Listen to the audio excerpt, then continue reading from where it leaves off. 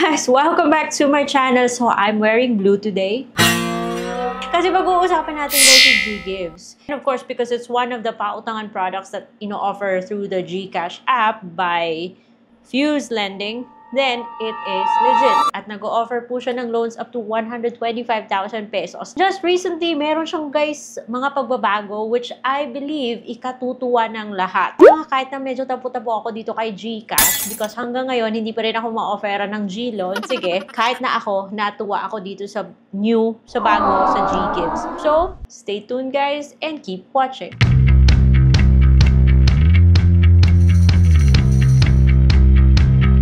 Hello everyone! Welcome back to my channel. Always excited ako guys na yung topic natin ay yung mga legit na mga loan platforms. This time, balik tayo dito kay GCash guys na nag-o-offer ng GGives powered by Fuse. Think of it as home credit, yung ganon. Pero mas mababa yung interest, I guess, and no down payment is required. And nag-o-offer po siya ng loans up to 125,000 and monthly installments po siya.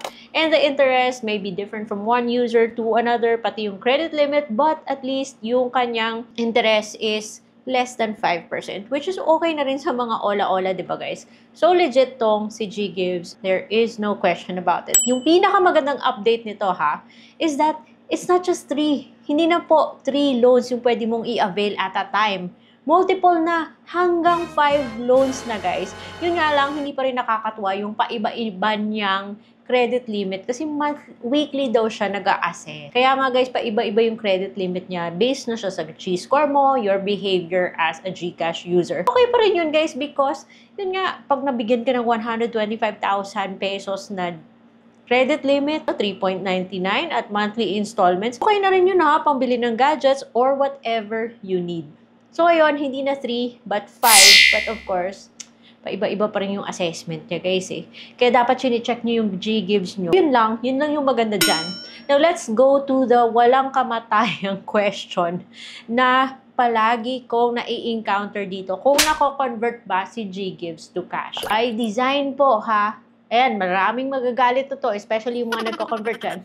By design, GGives po, hindi po siya nako-convert sa cash. It is a loan platform wherein pwede mo siyang gamitin pang scan, tapos kung available sa'yo si GGives, pasok sa minimum, lalabas po siya as a payment option, or pwede ka rin mag-generate ng code mo. Marami na rin partner merchant si GGives, at usually automatic po siyang lumalabas pag nagpo-purchase ka online. The short answer is, okay, yes, itong si GGives, in a way, nako-convert po siya sa cash. I understand naman na mas maganda yung cash, diba? Especially doon sa mga hindi eligible sa G-loan ni GCash. Kaya meron po tayong mga nagko-convert.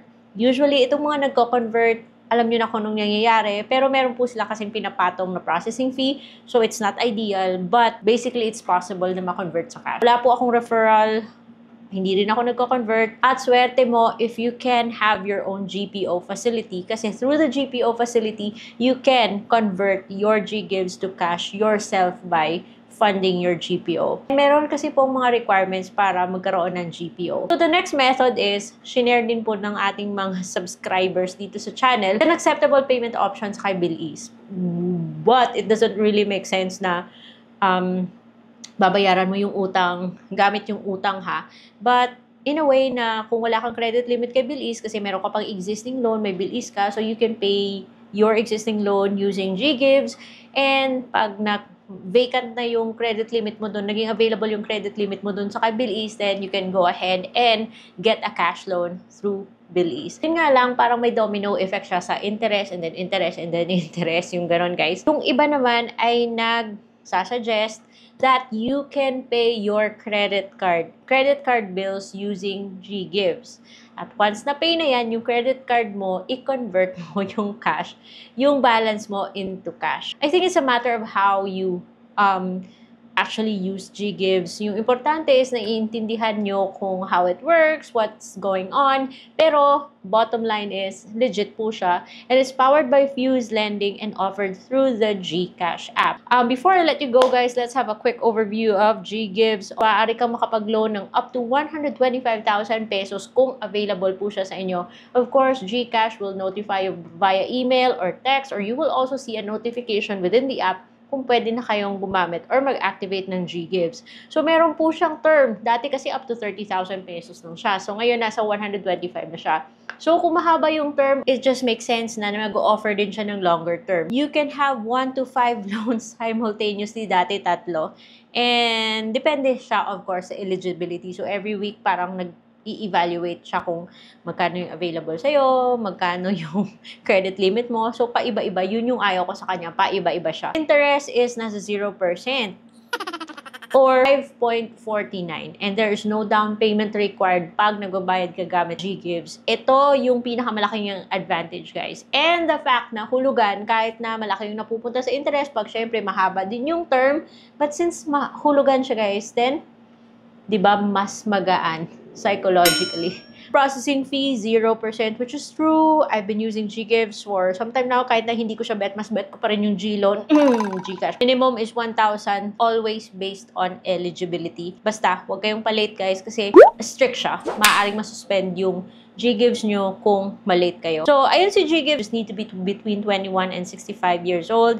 Filipino citizen and dapat verified po yung GCash account nyo. And to be a verified GCash user, kailangan po kayo magsubmit ng mga valid ID sa kay GCash and you need to maintain a good credit record. Dapat inaalagaan po natin yung ating credit history para maging eligible tayo, hindi lang kay GGives but other pautangan products as well. GGives, kung hindi pa siya avail sa'yo, you just need to keep on using your GCash because the more you use GCash, tumataas yung G-score or whatever at nagiging available si GGives. Scan ka ng QR code at lalabas si GGives as a payment option or kung nasa merchant kayo, online merchant na nag-accept as a GGives payment option, lalabas din si GGives if you're eligible at kung pasok siya sa minimum.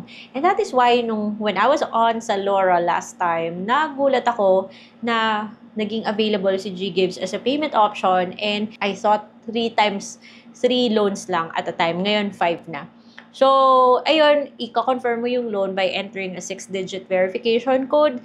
But, of course, bago mo ma-finalize, ipapakita po ni GGives sa inyo yung inyong mga magiging, yung options, bale, kung magkano yung magiging monthly, kung ganito yung number of months mo siyang babayaran, or magkano yung interest.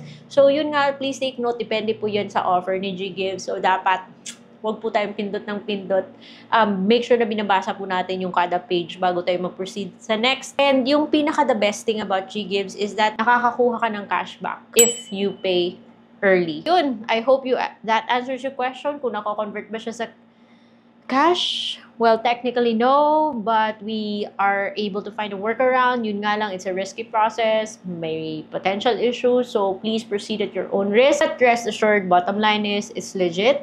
It's convenient. There are many ways to use it. Importante lang is naiintindihan natin yung terms and conditions kasi pag nag-OTP po tayo, it means we're agreeing to those terms and conditions. Huwag po magpa-late because ayaw natin lumabas yung ating magkaroon ng negative record sa ating credit report or ating credit history. If you want to see more videos about legit na loan apps, check this playlist here and let me know what you think. I'll see you on my next vlog.